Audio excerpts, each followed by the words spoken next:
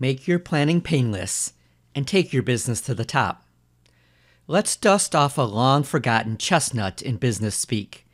Plan your work and work your plan, and make it our centerpiece. Planning is often the most talked about and least acted upon component in the business process, and lack of adequate or well-reasoned planning is among the more fatal maladies that beset new or even established enterprises. It doesn't have to be that way. With a surprisingly modest investment of time and energy each week, you can get results like this: better day-to-day focus, appropriate ranking of your business so that the biggest need receives the biggest chunk of your creativity and energy, and so on down the line. Better managerial and staff preparation to handle the unexpected. More effective decision-making. Greatly reduced stress. Sounds convincing? Then let's get into it. At the most fundamental level, good business planning asks and answers 3 straightforward questions. Number 1, where are you right now? Number 2, where do you need to go? Number 3, how will you get there? Flying an airplane or steering a sailboat provides us with an analogy. You've got to get the craft off the ground or away from the safety of a mooring or anchor, move across a patch of sky or sea with unpredictable weather conditions and the possibility of unexpected challenges, and land securely in another location. Not easy, but doable if you have a good knowledge of your equipment, your teammates, your route, and you are very clear in your mind about what your destination is. As Yogi Berra once said, if you don't know where you're going, you'll probably end up someplace else. What does success look like? Let's borrow some questions from Michael E. Gerber's bestseller, The E-Myth Revisited, because as Gerber aptly points out, if you don't know what your success will look like or feel like, you can't expect to achieve it. So with Gerber, let's ask ourselves, what do I wish my business or my life to look like? How do I ideally want to run my business on a day-to-day basis? What kind of relations do I have with my partners, employees, suppliers, customers? How do I want people to think about me? How much money will I need to accomplish the things I wish to do? By when will I need it? All the micro-planning in the world, fighting the little skirmishes that crop up in our business, or trying to plug the hole in the dike when an ocean of problems threaten to overwhelm you, won't give you anything more than a mishmash unless you get the macro picture clear in your head. Do you see yourself as the head of a firm of 3, 15, 50, or 200 people? Are you really going to be happy keeping your entire operation in the anteroom off the kitchen? Are you a solo entrepreneur? Or someone best suited for a partnership? Do you want to grow yourself into being bought out by a large company that will provide you with a solid contract and ample autonomy? Just what is it you really want? An astonishing number of entrepreneurs never get around to asking or answering these questions, to the detriment of their own growth and that of their firm. Resolve now that you aren't going to be one of them. Cut to the nitty-gritty. Only after you have dealt with the big picture questions and answers should you turn to the nitty-gritty questions. Then you need to relate all the questions on this micro level to the macro level conception of just how you'd like your business and your life to develop. On that micro level, however, here are some of the key questions you must ask yourself. Where am I right now in my business development? What has gone on in and around my business over the last year? Both the positive and the negatives, please.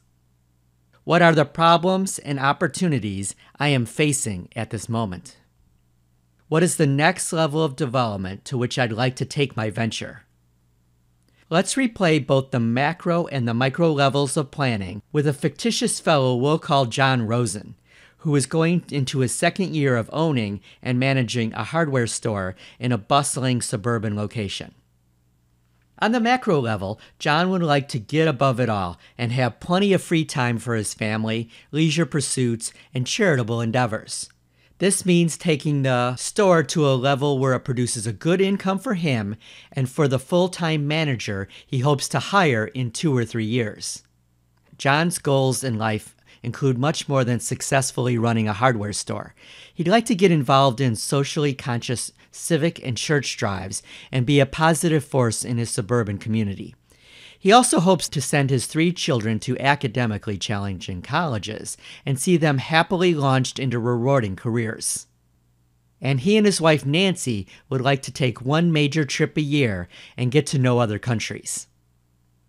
So John is fulfilling the prime requirement for being able to deal with the nitty-gritty day-to-day questions of managing a business. He is very clear about the picture into which he wants to fit himself and his family on a macro level. Factors you can control. Now, on the micro level, the nuts and bolts. John begins by writing down that he is still working out the kink in his inventory control, development of sales clerks, and advertising. He feels his first year has been too hit or miss. Sales were enough to keep the store in the black, but just barely. John wonders how he can get better control of his overhead, sharpen his advertising appeal and targeting, and get his new clerks to be more sales-oriented without being pushy. These are all internal questions, things that depend directly upon him and his employees. Factors you can't control. After he has framed these on paper, John turns to the external questions, those that depend on factors mostly outside of his control. Such items may be considered either opportunities or threats according to John's perception of them, and would include factors such as tax rates, government regulations, existing or pending, changes in product lines he stocks, market trends, competition, disposable income among his clientele, and customer expectations. John's analysis of internal realities breaks down into a list of strengths and weaknesses. On the strengths side, John puts his own strong motivation and his growing knowledge of the industry, along with the goodwill of his employees. He counts as weaknesses his so-called grip on inventory control, the shakiness of his advertising program thus far, and his employees' lack of comfort with trying to generate sales. Then John moves on to the external side and does a similar breakdown of pluses and minuses. Here he decides his biggest strength is the booming interest in home renovation, especially of the do-it-yourself variety. However, others have also taken note of the market, for John's greatest external threat appears to stem from the large building supply store that just opened in a shopping center a mile away. Taking action. While the rock bottom for good planning is taking stock of existing realities, both internal and external, this is just a first step. Nothing will change unless John develops action plans for capitalizing on his strengths and shoring up his weaknesses. This is the tough part. Putting yourself into John's shoes, you may quickly come to realize that several heads are better than one, and this is indeed what John himself decides. He sets up a program of consultations to rummage through his options. John schedules planning sessions with his banker, his accountant, a good personal friend in another line of business, his marketing consultant, his spouse, and also his employees. After several rounds of consultations, plus several brainstorming sessions in which he brings together people from diverse backgrounds, John sketches in his plan. Over the next 6 months, he decides he will send himself to a seminar on inventory control, and also look for a consultant in this area who can backstop his decisions. Buy training DVDs on retail salesmanship for his employees to watch together and provide a festive environment for them to do this in, soft drinks and snacks. Budget 10% more for advertising than the previous year and aim to develop more special promotions to increase traffic. With the marketing consultant, devise a program to build customer loyalty to his store in the face of the competition from the large chain down the road.